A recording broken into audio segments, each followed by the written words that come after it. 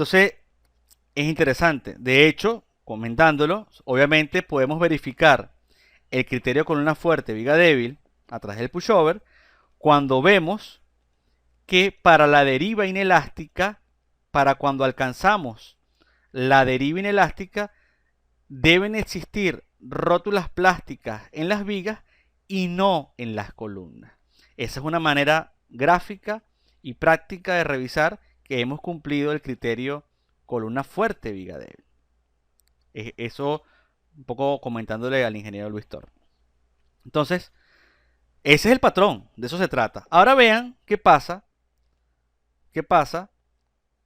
cuando asociamos a un sistema, vamos a buscarlo por aquí que se me pierde, EBF.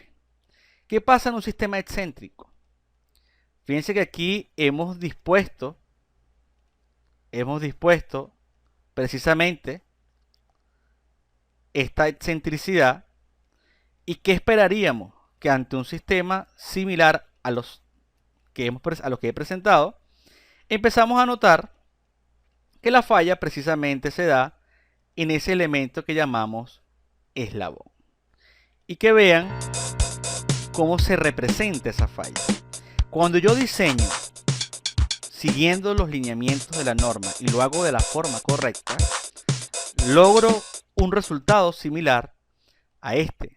Este cuerpo, este triángulo formado por columna, viga y diagonal no tiene falla, y la falla por flexión y corte se da en este link. Esto funciona como un pistón y al final ese ciclo o esos ciclos de histéresis que se generan allí son los que permiten disipar energía.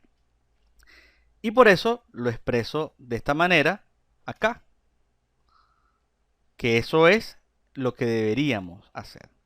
¿Se entiende hasta ahora? Santiago Pérez nos pregunta, ingeniero, ¿qué consideraciones se deben tomar en cuenta cuando asignan las rótulas plásticas a los sistemas EBF? Bueno, eso lo vamos a ver en el módulo de SAP 2000 cuando entremos a la parte de pushover. Lo vamos a ver allí. Vamos a verlo allí. Buenas noches también al ingeniero Isaac Salazar. Vamos a ver allí. Hasta este momento la exposición está enfocada un poco en algo global, pero vamos a tocar ese tópico dentro del módulo de TAP. ¿Estamos claros?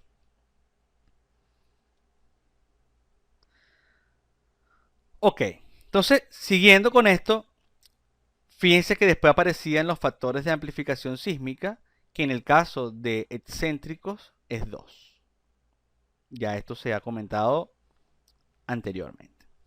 Entonces, pasando de manera directa a lo que es la guía de aplicación, lo primero que identificamos es que estas vigas eslabones, estos elementos link, recordando siempre que el elemento link es este cuerpo que está acá, y al final toda la viga, que es un solo cuerpo, no son partes, es una sola viga construida, esa viga eslabón debe cumplir con secciones compactas sísmicas. Compactas sísmicas. Tenemos una relación para el ala, una relación para el alma, que es la misma que hemos utilizado para sistemas SMF. ¿Estamos claros? Este caso. Luego en las columnas también tenemos una relación que cumplir desde el punto de vista de alas y también respecto al alma. Para el caso de, digamos, se exige que los arrastramientos sean por lo menos compactos en alas y alma, ¿no? Entonces, parte de la estrategia que queremos destacar es lo siguiente. Si aislamos ese link, ese link que hemos visto acá, aislando este cuerpo de aquí, vamos a tener siempre por equilibrio una fuerza cortante y un momento en su extremo izquierdo y en su extremo derecho. Aquí vemos la representación del corte y la representación del momento. Se debe determinar si la resistencia plástica del eslabón es controlada por corte o por flexión. Entonces aquí viene un primer punto interesante. Y les pregunto, ¿qué pasaría intuitivamente? Les pregunto, si esta longitud E es muy larga. Si es muy larga, ¿verdad? El comportamiento, ¿qué creen que va a tener? ¿Más incidencia por corte o por flexión? Si es muy larga. Va a tener, obviamente, como dice Carlos Zapata, una mayor incidencia por flexión. Y si es corta, una mayor incidencia por corte. Entonces, fíjense que decimos aquí, en el equilibrio de fuerza, primero vamos a definir que el corte plástico es 0,60 del FY, 0,60 del FY por la altura del alma, recuerden que es la altura del perfil menos 2 veces las alas, por el espesor del alma. 0,60 FY, la altura del alma por el espesor del alma. Esto es lo que reconocemos como corte plástico.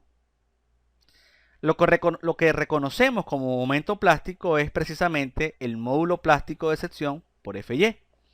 Si conocemos el corte plástico y conocemos el momento plástico, podemos igualar y encontrar cuál es la longitud, sacando momentos, en el que alcanzamos que el corte y el momento se igualan en la falla. Es decir, si yo tomo un momento aquí, en este punto extremo izquierdo, el momento aquí sería el corte por la distancia más MP más MP. Lo que significa que 2 veces MP entre el corte plástico daría lo que conocemos como la distancia crítica, L crítico. Si nosotros conocemos el momento plástico y el corte plástico de un perfil que nominalmente está en función a sus propiedades, y hacemos este cociente, encontraríamos la longitud E, llamada crítica, en el que se alcanza, por así decirlo, la falla balanceada. La falla donde el corte plástico y el momento plástico se generan de manera simultánea, como lo vemos acá. Si resulta que el E es mayor que el E crítico, la falla se controla por flexión. Y si el E es menor al E crítico, la falla se controla por corte. Entonces, cuando E es menor que el E crítico, la falla es por corte, principalmente, y cuando el E es mayor, la falla es por flexión. ¿Se entiende eso? Tengo varias preguntas que después voy a ir contestando. Algunas personas me han hecho preguntas y después tomaré un cierto tiempo para responderlas. Entonces, de eso se trata. Alguien nos preguntaría, o les pregunto a ustedes, ¿qué creen que es mejor? ¿Que esté controlado por flexión o esté controlado por corte? Es una pregunta mía hacia ustedes. Nos dice José Lugo que es mejor por corte. A ver, claro, susténtenlo, ¿no? ¿Por qué creen que es mejor por corte? ¿O por qué creen que es mejor por flexión? ¿Qué beneficios pudiera traer de que fallara por corte o fallara por flexión? Nos dice Franklin Araujo que por flexión disipa mejor energía. En realidad no. Fíjense, muy contrario a lo que nosotros estaríamos acostumbrados, les informo que en el caso de estructuras de acero, los perfiles disipan más energía y son más dúctiles cuando las fallas son por corte. La mayor ductilidad que tiene un perfil metálico es por corte. A diferencia de lo que venimos acostumbrados a concreto armado, que siempre tratamos de que la falla sea por flexión. La falla más dúctil del acero es a corte. Por tanto, siempre va a convenir, en este caso, que sea más corto el eslabón que largo. Es importante eso. Además, hay otro punto a favor. Piensen en esto. Si el eslabón es corto, va a poder hacer muchos más ciclos, fíjense, muchos más ciclos ante un evento sísmico que si el eslabón es más largo. Es decir, va a ser va a subir y bajar muchas más veces que cuando el eslabón es largo, y por tanto esa cantidad de ciclos que se aumentan contribuyen a la disipación de energía.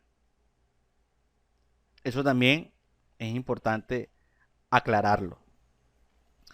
Entonces, volviendo al punto de acá, bueno, aquí es importante, digamos, estamos considerando que en el pórtico la carga axial en la viga es cero, ¿no? Normalmente, porque tenemos un sistema de diafragma rígido. Pero si tuviésemos un sistema de diafragma flexible, pudiera ocurrir que existiera una fuerza axial en las vigas, y en ese caso, de ocurrir fuerza axial, entonces digamos que tendríamos que ir evaluando, ¿no? Este caso que estamos analizando es si la carga axial es menor al 15% de P sub Y, reconociendo que P sub Y es área por FY, y es el caso básicamente cuando tenemos diafragma rígido. Si tuviésemos diafragma flexible y la carga axial supera el 15% de P sub Y, que es área por FY, tenemos otros parámetros. Otros parámetros que lo complican un poco y que no es el deber ser. Normalmente tenemos sistemas con diafragma rígido. Esta es la curva, fíjense, esta es la curva. Esta relación E entre MP por EP igual a 2, cuando el punto, cuando este cociente E entre MP entre BP es igual a 2, hasta ahí tenemos un comportamiento por corte, cuando esta relación da 2, y a partir de allí, empieza a caer la resistencia en una curva controlada por flexión.